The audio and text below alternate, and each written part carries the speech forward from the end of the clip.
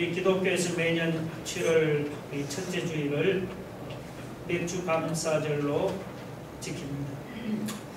저는 이번 맥주 감사절 설교를 준비하면서 오늘 이 본문 4절에 인자와 긍휼로 관을 씌우시는 이 구절의 의미를 깊이 한번 생각해 보았습니다. 4절 보면 내 생명을 파멸해서 속량하시고 인자와 긍휼로 관을 씌우십니다. 인자와 긍휼로 관을 씌우셨다. 참 묘미가 있고 깊은 뜻이 있는 것 같습니다. 그런데 그 의미가 얼른 이렇게 가슴에 와닿지를 않는 어려움이 저에게 있었습니다. 인자와 긍휼로 관을 씌운다는 것이 무슨 의미입니까? 왜 관을 씌운다고 했을까? 생각해 보았습니다. 그래서 제가 이 책 저 책 주석을 찾아보았더니 크게 두 가지 의미가 있습니다. 첫째는 여기 인자와 긍휼 앞에 그 with라는 전치사를 붙여서 인자와 긍휼로 혹은 인자와 긍휼과 함께 이렇게 해석을 했습니다. 우리 성경에 인자와 긍휼로 관을 씌웠다는 것도 역시 여기에 해당합니다. 하나님이 구원하신 자녀에게 마지막으로 주실 영광스러운 어떤 멸류관을 의미한다고 그렇게 해석합니다. 하나님이 우리 모든 죄를 다 용서해 주시고 우리의 모든 병을 다 고쳐주시고 우리의 생명을 파멸해서 속량하사 우리를 완전히 구원하신 다음에 하나님께서 우리에게 영광의 어떤 멸류관을 씌워주시고 우리가 하나님의 사랑받는 아들이라는 사실을 모든 천사들 앞에 증거한다는 것입니다. 이렇게 해석하는 것도 물론 틀린 해석은 아니지만 저는 그 해석이 별로 마음에 안 들었습니다. 둘째는 이 with 대신 over라는 전치사를 사용해서 인자와 긍휼의 관을 씌우시고 그렇게 해석합니다. 자, 그러면은 인자와 긍휼의 관을 씌운다는 것이 무슨 의미일까요? 재밌는 것은 영어 성경을 보면 이 관을 씌운다는 말을 surround라 적어놨는데 surround 둘러싼다는 그런 뜻입니다. 둘러싼다. 그러니까 하나님께서 인자와 긍휼을 가지고 우리를 완전히 둘러쌌습니다. 특별히 여기서 이 긍휼은 복수형입니다. 그래서 칼빈은 하나님이 자녀된 우리는 하나님의 인자와 여러 가지 긍휼들도 온통 둘러싸여 있었어. 전후 좌우 아래 위로 빈자리가 없도록 청량할 수 없는 하나님의 인자와 긍휼로 가득 차 있다. 그렇게 표현을 했습니다. 그 말이 맞는 말이에요. 여기서 인자와 긍휼로 관을 씌웠다는 것은 무슨 관을 뭐 이렇게 따로 씌워줬다는 것이 아닙니다. 이것은 하나님께서 인자와 긍휼로 우리를 온통 둘러싸서 어떤 원수나 어떤 마귀도 우리를 넘어뜨리지 못하도록 우리를 지켜주시고 보호하신다는 그런 말입니다. 이게 맞는 말이죠. 하나님이 인자와 긍휼로 관을 씌우듯이 우리를 둘러쌌어. 우리를 지켜주십니다. 여러분은 안 그럴지 모르지만 저는 그 사실을 뼈저리게 절감을 합니다. 저는 너무나 약점이 많고 너무나 부족한 데가 많기 때문에 하나님이 이렇게 인자와 긍휼로 나를 둘러싸서 지켜주시지 않으면 아마 벌써 끝났을 존재입니다. 여러분은 어떤지 모르지만 저는 하나님께서 인자와 긍휼로 나를 둘러싸서 지켜주셨기 때문에 오늘까지 저 자신이 존재하게 되었습니다. 자, 그럼 이 인자와 긍휼의 의미가 무엇입니까? 무엇이 인자고 무엇이 긍휼입니까? 먼저 이 인자라는 말은 있죠. 이것은 히브리어로 헤세드라고 합니다. 헤세드. 이것은 상호 계약 관계가 맺어져 있을 때 그 관계에서 일어나는 태도를 말합니다. 예를 들면 부모 자식 사이나 혹은 부부 사이나 친구 사이도 일종의 계약 관계라고 할 수 있습니다. 그러나 엄밀하게 이런 것들은 계약이라고 말하기는 어렵죠. 하나님과 인간 사이를 말할 때 이 계약 관계라고 부릅니다. 하나님과 우리 사이는 계약으로 맺어져 있습니다. 의인은 믿음으로 말미암아 산다는 것이 계약이죠. 예수를 믿음으로 어렵다움을 받은 이 계약을 통해서 하나님은 우리의 아버지요, 우리는 하나님의 자녀요, 하나님은 우리의 보호자, 우리는 그의 양이 됩니다. 이것이 계약 관계입니다. 그래서 인자는 이런 계약 관계 때문에 일어나는 태도입니다. 계약 관계에서 우리 하나님은 절대로 계약을 어기시는 법이 없습니다. 반면에 우리는 어때요? 자주자주 계약을 어기고 하나님에게 실망을 드리고 하나님의 마음의 상처를 줄 때가 얼마나 많습니까? 그때 나타나는 하나님의 태도를 인자라고 하는 겁니다. 우리가 잘못할 때도 우리 잘못을 오래 참으시고 잘못을 잘못대로 처리하지 아니하시는 그 하나님의 은혜로운 태도를 인자라고 하는 겁니다.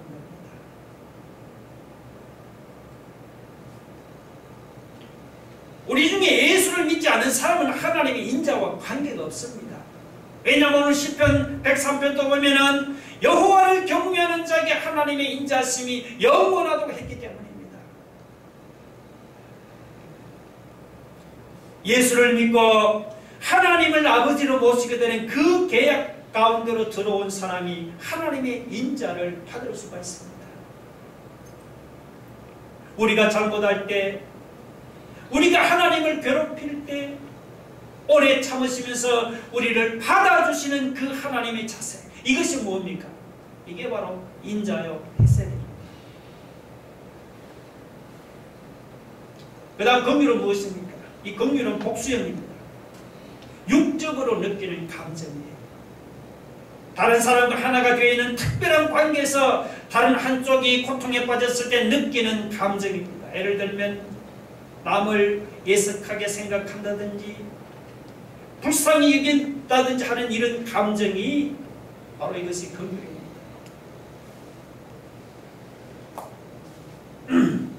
그런데 인자와 긍휼은 여러분 성경에서 한 상으로 자주 나옵니다. 그리고 이 인자와 긍휼은 하나님의 성실하심과 깊은 관계를 가지고 있습니다. 하나님이 성실하기 때문에, 하나님이 변하지 않기 때문에 우리가 잘못할 때도 계약을 파기하지를 않고 인자와 긍휼로 대해주기 때문이죠. 그래서 인자와 긍휼과 성실은 성경에서 함께 나올 때가 많습니다. 대표적인 예가 어디 있느냐 하면 바로 에레미야 예가 3장 22절로 23절이죠. 같이 한번 읽어볼까요? 시작. 여호와의 인자와 긍휼이 무궁하심으로 우리가 진멸되지 아니함이니이다. 이것들이 아침마다 새로우니 주의 성실이 크도소이다. 자, 인자와 긍휼이 무궁하십니다. 같이 붙어 나오죠. 인자와 긍휼. 그 다음 주의 성실이 크도소이다. 성실이 인자와 긍휼 뒤따라 나옵니다. 여호와의 인자와 긍휼은 무궁하심으로 우리가 진멸되지 않고 주의 성실이 크므로 우리가 아침마다 새롭습니다. 여러분이 아마 이 구절의 배경을 알면 깜짝 놀랄 것입니다. 에레미야가 어떤 상황에서 지금 저런 찬송을 부르고 있습니까? 에레미야의 3장의 배경은 예루살렘 성이 전부 다 쑥대밭이 되어서게 했습니다. 하나님 앞에 범죄한 유다 백성의 죄값으로 온 예루살렘 성이 초토화 되어버리고 많은 사람들이 죽고 포로로 잡혀가는 그런 비극 속에서 에레미야가 땅을 치며 통곡하면서 부른 찬송이 에레미야 애가입니다. 오 하나님, 이 고초와 이 재난을 보십시오. 이 끔찍한 환경을 보면 나는 낙심할 수밖에 없습니다. 그러나 다시 생각하니 하나님의 인자와 긍휼이 아직도 무궁합니다. 하나님은 이 인자와 긍휼을 통해서 우리를 진멸하지 아니하시고 약속하신 대로 남은 자를 남겨놓을 것을 믿습니다. 그러므로 하나님을 찬송합니다. 이런 뜻입니다. 오늘 우리도 에레미야처럼 고난 중에도 하나님의 인자와 긍휼을 믿고 여러분 하나님을 찬송할 수 있기를 주의 이름으로 축원합니다.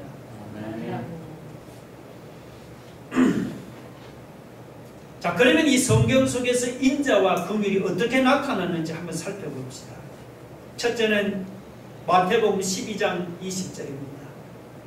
마태복음 12장 20절 읽어봅시다. 시작.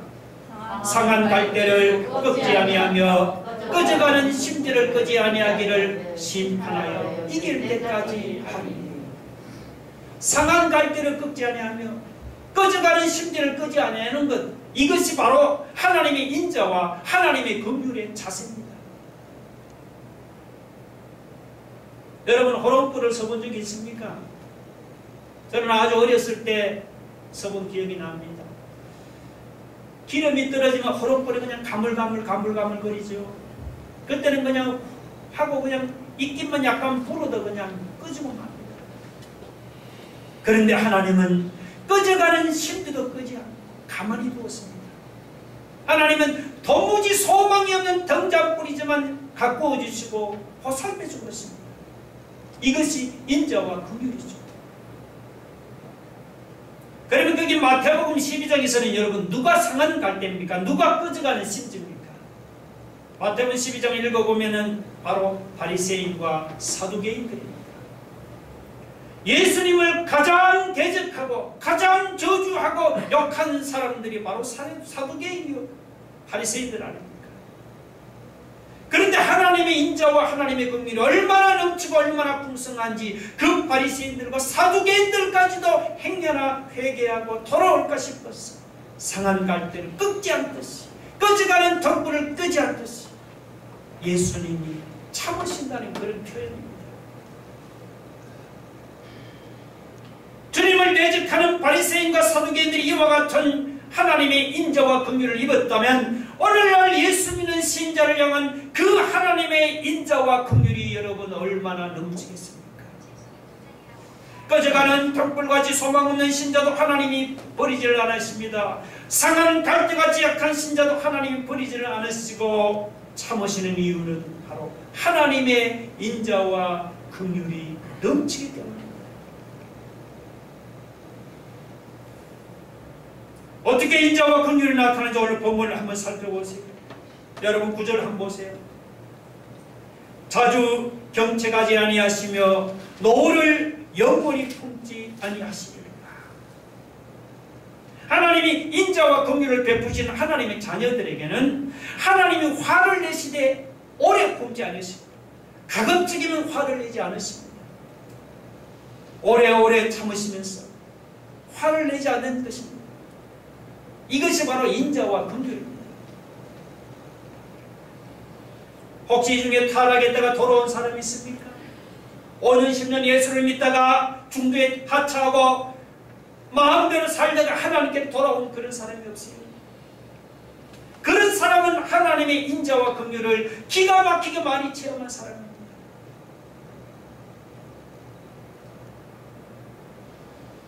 여러분이 예수님의 품을 떠나 세상에 살 때 여러분은 마치 상한 갈대와 같았고 꺼져가는 심지와 같았습니다. 하나님께서 만약 여러분의 타락한 모습 그대로 갖고 왔다면, 하나님의 진노를 그대로 내렸다면 아마 여러분은 오늘 이 자리에 있지도 못할 것이고 여러분의 영혼도 구원받지도 못할 것입니다. 근데 하나님이 여러분의 연약한 것을 아시고 불쌍히 여기시고 아끼시고 참으시고 기다리시다가 때가 되니 다시 하나님이 여러분을 불러서 예수님이 품 안으로 돌아오게 했단 말이죠. 이것이 하나님의 인자와 긍휼이 아니고 무엇입니까?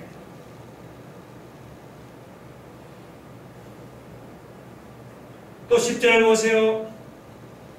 우리의 죄를 따라 우리를 처벌하지는 아니하시며 우리의 죄악을 따라 우리에게 그대로 갚지는 아니하셨습니다.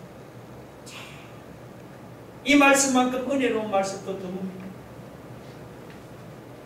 우리가 예수 믿은 다음에 여러분 솔직히 범하는 죄가 한두 가지입니까?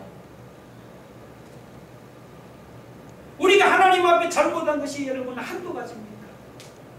만약에 하나님이 우리 잘못을 매일매일 갚았다면 아마 우리 팔다리가 성한 데가 여러분 있겠습니까? 오늘날 우리 집이나 우리 재산이 그대로 남아있겠습니까? 지난 한 주간 동안 하나님 앞에 여러분 잘못한 것을 생각해 봅시다. 만약에 우리가 잘못한 것을 그대로 하나님이 진노했다면 여러분 우리가 지금 이 자리에 있을 수가 있겠습니까? 우리가 왜 건강한 몸으로 이 자리에 있습니까? 왜 하나님이 우리 죄를 보지 못하는 것까지 가만히 참고 계십니까? 인자와 긍휼로 우리를 둘러싸고 계시기 때문에 예수 믿은 후에 우리가 범죄한 것 하나하나에 대해서 하나님께서 묵과하시고 용서하시고 덮어주시고 우리가 한 번 와서 회개해도 오냐? 두 번 와서 회개해도 오냐? 세 번 와서 회개해도 오냐? 일곱 번씩 7번 와서 회개해도 오냐 하시며 무조건 우리를 덮어주시고 감싸주는 이유가 여러분 어디에 있습니까? 인자와 긍휼 때문에.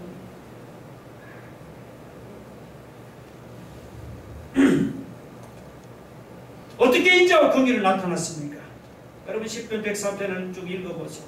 자, 13절 14절 한번 보세요. 아버지가 자식을 긍휼히 여김같이 여호와께서는 자기를 경외하는 자를 긍휼히 여기시나 이는 그가 우리의 체질을 아시며 우리가 단지 먼지뿐임을 기억하시니로다. 아버지같이 우리 육체의 연약성을 불쌍히 여기는 데서 나타납니다. 하나님은 아버지같이 우리를 불쌍히 여깁니다. 성경에서 여러분 아버지가 자식을 불쌍히 여기는 가장 좋은 예를 들려면은 사무엘 하에 나오는 그 다윗과 압살롬의 관계를 들 수가 있습니다. 이 압살롬이 다윗의 아들이 아닙니까? 그런데 이 압살롬이 얼마나 인물이 잘생겼든지 성경이 아주 극찬하고 있죠. 사무엘하 14장 25절을 같이 한번 봅시다. 자, 읽어볼까요? 시작. 온 이스라엘 가운데서 압살롬같이 아름다움으로 크게 칭찬받는 자가 없었으니 그는 발바닥부터 정수리까지 흠이 없으니라. 얼마나 잘생겼으면 그냥 발바닥부터 이 정수리까지 흠이 없다고. 1절인데 그 다음 구절 보면 이 압살롬의 머리털이 얼마나 윤기가 있고 숱이 많은지 여러분 한 번씩 그 머리털을 이렇게 잘라서 무게를 달면은 그 왕의 저울로 200세겔이라고 그렇게 말씀하고 있습니다. 200세겔이 어느 정도인지 모르죠. 200세겔이 얼마냐 하면 약 한 5kg 정도입니다. 머리털을 자른 것이 5kg 정도면은 그 머리털이 얼마나 많겠어요. 정말 온 이스라엘 가운데서 압살롬같이 아름다움으로 크게 칭찬받는 자가 없었다고 성경이 극찬하는 것도 비말이 아니었어요. 그런데 압살롬이 이렇게 잘생긴 것이 약점이었고 결점이었습니다. 압살롬이 잘생겨서 인기가 있으니까 나중에는 자기가 왕이 되겠다는 야심을 가지고 백성들의 마음을 도둑질했어요. 쿠데타를 일으켰습니다. 그래서 다윗을 따르는 군대와 압살롬을 따르는 군대 사이에 전쟁이 터졌습니다. 그때 다윗은 전투에 나가는 요압 장군을 불러서 조용히 귓속말로 부탁했습니다. 이복에 나를 생각해서 내 아들 압살롬을 만나거든 너그럽게 대접해 주시고. 장군들이 그 말을 듣고 전쟁터로 나갔습니다. 근데 하나님이 압살롬의 군대를 그냥 여지없이 그냥 패하게 만들었습니다. 압살롬이 노새를 타고 도망을 가다가 아름답다고 칭찬하던 그 숱이 많던 머리털이 그만 나무에 걸렸어. 노새는 그냥 빠져나가고 자기 몸만 나무에 대롱대롱 그냥 매달려 있는 거예요. 압살롬은 요압의 부하들에 의해서 창으로 찔려 죽임을 당하고 말았습니다. 그러니까 압살롬이 인물이 좋고 머리숱이 윤기가 있고 많았는데 그 윤기는 머리털 때문에 그냥 망하고 말았습니다. 누구든지 잘났다고 생각하는 부분은요, 자기에게 걸려 넘어지는 약점이 되기 쉽습니다. 부자는 돈 때문에 걸려 넘어지고 미인은 아름다움 때문에 걸려 넘어집니다. 권력 있는 사람은 권력 때문에 넘어지고 건강하다고 자랑하는 사람은 건강 때문에 망합니다. 여러분, 자랑하고자 하는 자는 자기를 자랑하지 마시고 주님을 자랑하시기를 바랍니다. 그래 죽어버렸어요. 나중에 압살롬이 죽었다는 소식이 전해졌을 때 다윗이 뭐라고 한 줄 아십니까? 내 아들 압살롬아, 내 아들 압살롬아, 차라리 내가 너를 대신하여 죽었다면 좋았을걸. 내 아들 압살롬아, 내 아들 압살롬아 하면서 통곡했습니다. 이것이 아버지가 자식을 향한 심정이 아닙니까? 이것이 바로 인자와 긍휼이 아닙니까? 압살롬을 위해 통곡하던 다윗의 심정처럼 하나님이 오늘 우리를 향해서 그와 같은 심정을 가졌다고 생각하면 여러분 얼마나 감격스럽고 얼마나 고마운지 모릅니다. 압살롬처럼 우리에게도 장점이 있습니다. 젊다는 장점이 있고 인물이 잘생겼다는 장점도 있고 머리가 좋다는 장점도 있고 집안이 좋다는 장점도 있고 그냥 하는 일마다 잘 된다는 장점도 있습니다. 그런데 우리가 돌아보니까 여러분 이런 장점 때문에 우리가 하나님의 마음을 아프게 하고 이런 장점 때문에 우리가 하나님을 향해 반역하고 불순종하고 하나님께 도전하는 일을 우리가 얼마나 많이 했습니까? 그럴 때마다 하나님은 우리를 죄대로 처벌하지 않았습니다. 사탄은 그냥 이놈은 이런 죄를 범했습니다. 저놈은 저런 죄를 범했습니다고 하나님 앞에서 사정없이 우리를 정죄합니다. 그러나 하나님은 인자와 긍휼로 우리를 둘러싸시고 조금 더 상처가 나지 않도록 우리를 하나님이 지켜주시고 보호해 주십니다. 아버지가 자식을 불쌍히 이긴 같이 우리를 불쌍히 이기시는 인자와 긍휼이 풍성하신 하나님인 줄로 여러분 믿으시기 바랍니다.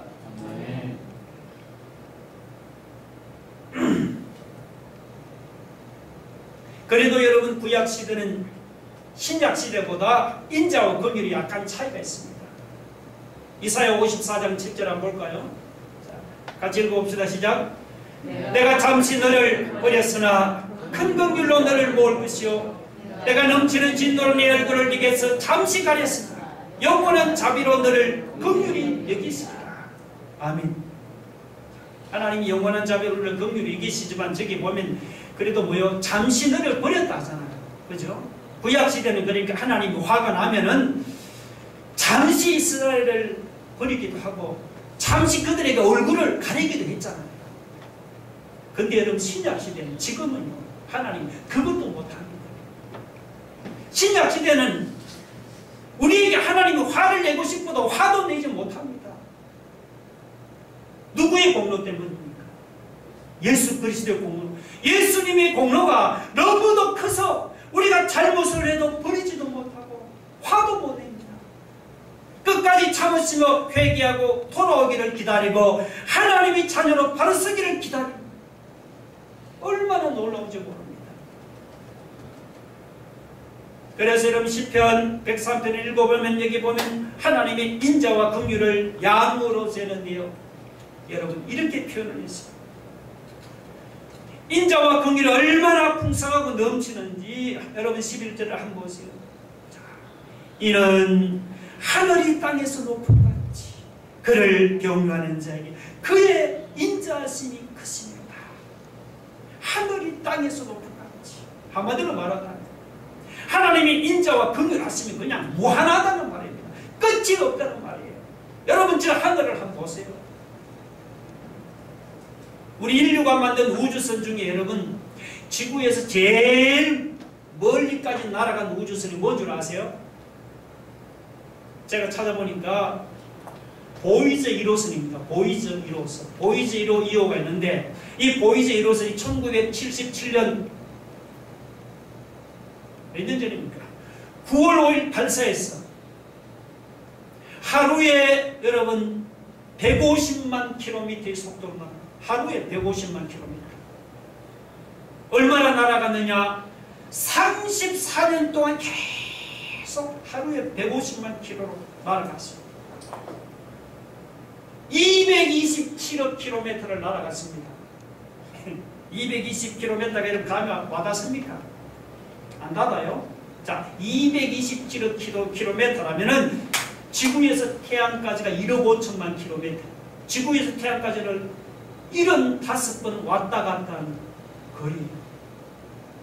그렇게 먼 거리를 달려갔어요. 그런데도 아직도 태양계를 완전히 벗어나지를 못했다고 합니다. 태양계. 잘 모르시나요?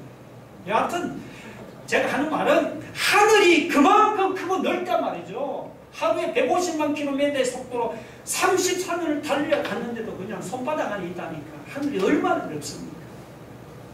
하나님의 인자와 긍휼이 하늘이 땅에서 높은 것이 풍성하다고 했으니 얼마나 풍성하고 풍성합니까? 우리가 다로 잴 수도 없는 무궁무진한 인자와 긍휼입니다. 오늘날 저와 여러분이 이 인자와 긍휼을 입고 사는 하나님의 자녀라고 생각하니까 여러분 기가 막히잖아요. 17절에는 하나님의 인자하심이 영원부터 영원까지 이른다고 했습니다. 시간적으로 무한하다는 그런 뜻이에요. 오늘은 우리 맥주 감사절입니다.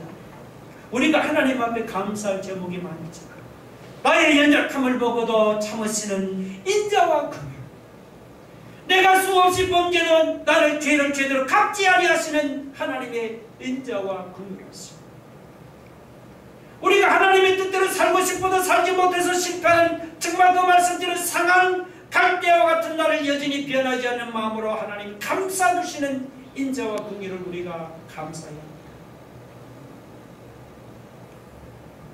제가 우리나라 통계청 자료를 보니까 여러분 2020년 작년에 한 해 동안 사망자 수를 보니까 30만 5,100명이 사망했어요.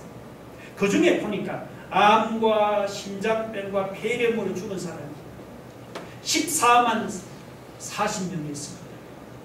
그리고 뇌출혈, 자살, 당뇨병, 치매로 죽은 사람이 7만 783명이었어요.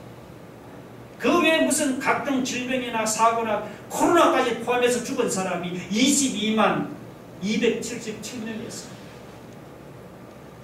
제가 아는 것은 이 사망 통계가 아니고 그 많은 사람이 죽은데 그런데 어째서 우리는 이렇게 살아있느냐 말이죠. 어째서 이렇게 건강하게 오늘까지 살아있습니까? 여러분 생각해봤습니까? 우리가 그럼 그 사람보다 더 어렵기 때문에 우리가 살아있습니까? 천만의 말씀. 하나님께서 저와 여러분을 너무나 불쌍히 여기서 그 인자와 긍휼로 관을 씌우듯이 우리를 둘러싸고 하늘이 높음같이 무한한 사랑으로 우리를 감싸 주시고 있기 때문에 우리가 살아있는 거예요. 나의 죄값을 죄값대로 갚지 않으시고 오늘까지 하나님이 그 죄를 남겨두었기 때문에 우리가 살아있는 거예요. 여러분 사건 사고 많은 중에 오늘 우리가 오늘까지 살아있는 것이 전적으로 하나님의 인자와 긍휼 때문입니다. 오늘 우리 맥주 감사절을 맞아서 하나님께 감사합시다. 나의 죄를 죄대로 갚지 않고 나에게 진노를 너를 항상 품지 않고 아버지가 자식을 불쌍히 여긴 같이 하늘이 땅에서 높음같이 인자와 긍휼 나를 둘러쌌어요. 보호하시고 나를 지켜주시고 나를 붙들어 주시는 하나님께 감사합시다. 여러분, 우리의 장래를 내 건강에 맡기지 맙시다. 내 건강이 어떻게 될지 몰라요. 내 돈이나 내 능력에 맡기지 맙시다. 내 신념, 내 의지 한순간에 무너집니다. 우리의 장래를 하나님의 인자와 긍휼에 맡기기를 바랍니다. 우리가 우리의 장래를 그 하나님의 인자와 긍휼에 맡깁니다. 하나님께서 인자와 긍휼로 우리 머리에 관을 씌우시고 우리를 둘러싸서 우리를 지켜주시고 우리를 보호해 주실 줄로 믿으시기 바랍니다. 다 같이 눈을 감고 한번 가슴에 두 손을 얹고 여러분, 인자와 긍휼로 관을 씌운다는 것은 인자와 긍휼로 나를 둘러싸서 뺑 둘러싸서 지켜준다는 그런 말입니다. 상한 갈대를 꺾지 않고 꺼져가는 덕불을 끄지 않은 같이 하나님께서 인자와 긍휼로 나를 온통 둘러싸서 지켜주시고 얼마나 감사합니다. 우리를 죄값대로 갚지를 않고 아버지가 자식을 긍휼히 여긴 같이 하나님이 인자와 긍휼로 둘러싸서 우리를 불쌍히 저 하늘이 땅에서 높은 같은 그 풍성한 인자와 긍휼로 영원토록 변함없이 나를 보호하시고 나를 붙들어 주시는 우리 하나님께 올리시고 감사합니다. 나의 장래를 하나님, 그 하나님의 인자와 긍휼의 손에 맡깁니다. 다같이 한번 통수로 기도하겠습니다. 할렐루야. 하나님 아버지, 오늘 우리 맥주 감사를 맞았습니다. 그러면 한 해도 돌아보면 모든 것이 하나님의 주님이십니다. 하나님의 그 인자심이, 그 긍휼하심이 나를 둘러서서 나를 지켜주셨기 때문에 우리가 이 상황 가운데서 오늘 이렇게까지 걸어오셨습니다. 하나님, 아버지가 자식을 긍휼히 여기셨습니다. 하늘 땅에서 높은 것이 그 풍성한 인자와 긍휼로 우리를 둘러서서 세상 모든 것으로부터 우리를 보호하시고 지켜주시고 붙들어주신 그 하나님 은혜를 주여 감사합니다.